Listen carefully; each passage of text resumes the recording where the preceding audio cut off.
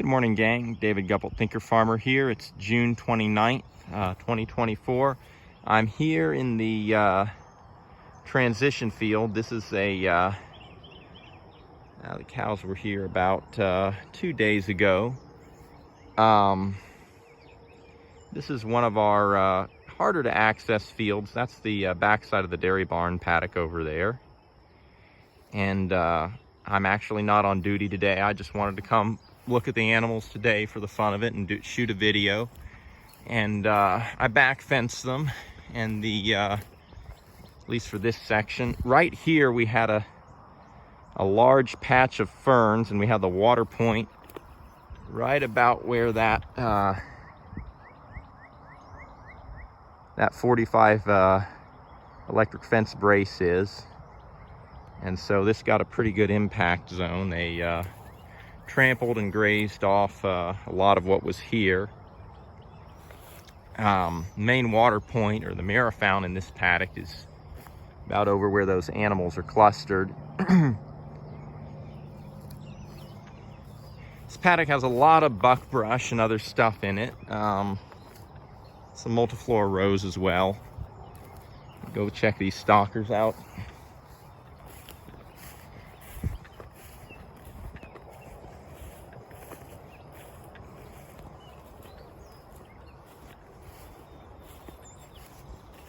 We split the transition field into about 4 paddocks, and it's about 15 acres. This is usually not a high yielding field for us because most of it is a hill and a slope. This part of it is a little bit flatter.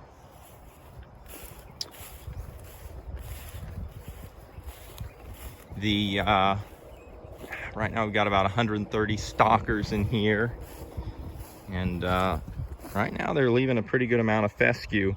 It's still really dry, gang. We got a 1/3 of an inch a couple days ago, and but other than that, June has not had any rain for us. We have been without rain. Most of what's been grown in this paddock, we grazed it in oh man, we must have grazed it in late April. So this is our second grazing through. Basically now we're to summer. And a lot of the paddock didn't grow. Well, this half grew fairly well. The other half did not. I think just because of the time. We've grown a fair amount of forage here. I think we left a lot the first time around, which was good. But the transition field, yeah, probably not going to get a lot of regrowth right now. We're into, unless we get some rain. So we're leaving a fair amount of residual. And we split it into 4 pieces. The first time we came in the spring, we grazed just, I think, a couple days. So we're spending twice as long. We're making smaller paddocks, and we're shooting for a much longer recovery period, and we're grazing. We're going to take more than we did the first time. The forage right now, well, we're leaving a fair amount in here. It wouldn't hurt them to stay in here longer. Forage grown in dry conditions is got way more nutrition. And we don't know when it's going to rain again, so it pays for us to wait and see what's going to happen. This is the area over here they were led into yesterday. I want to go see what they did with it.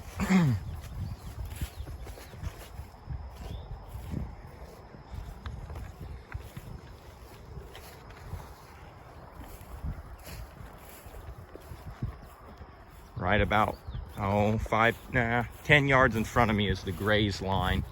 Oh, there's some of them up in here in yesterday's paddock.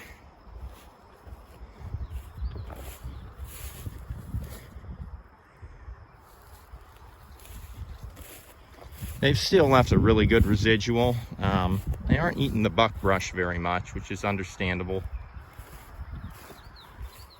They graze the fescue some, but still leaving a good bit, which is fine.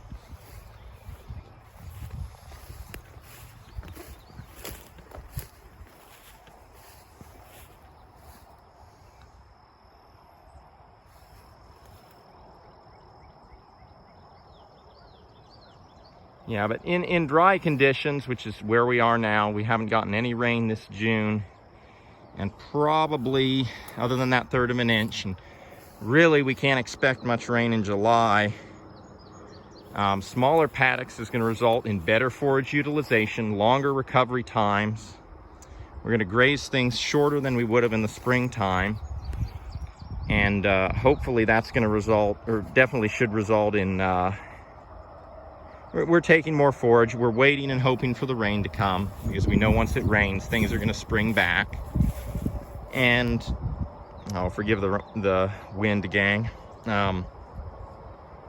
We want to keep our ground covered, which we're doing a really good job of that here. The fact that the forage is so much higher quality than washy spring grass is really helping us. So, yeah, we're looking pretty good here.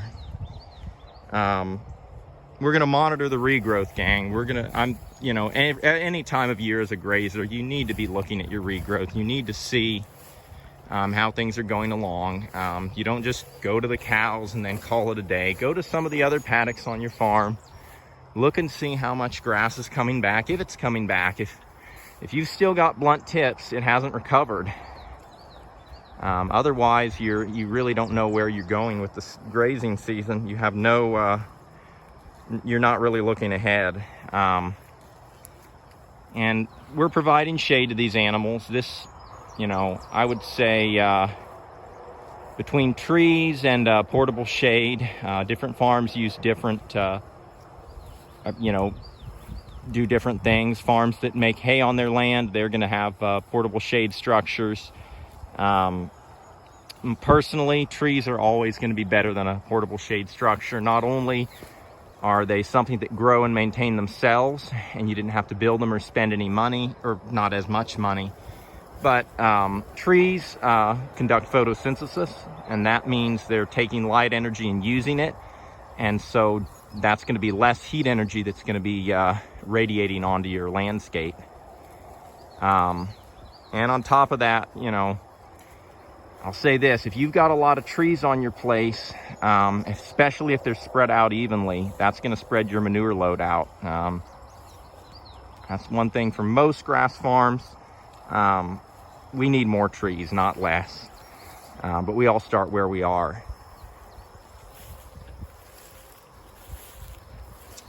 And of course, if things stay really dry and we aren't growing anything, then eventually you're going to have to cull. We're a long ways from that here. We've got plenty of grass ahead of them, and so a lot of it's just stockpiled fescue, but that's all right. They'll graze that in the summertime too. And mostly we've been moving these animals. I mean, right now it's 7 o'clock. I've been moving them usually 6:37. This is the weekend, so Titus is probably to come move them into, it's hard to see from here, but there's, you could see a couple of the electric fence stakes, but they're going to be moved down into that bottom area next to the tree line later on today, and that's where they'll end up. But anyway, it's Saturday. I'm going to move on with the day. We're slowly going through summer. We want rain, but we're not complaining. We've stockpiled. We're ready for this, and it's going to be a good grazing season. All right, gang, with that, blessings for the journey, and keep it real.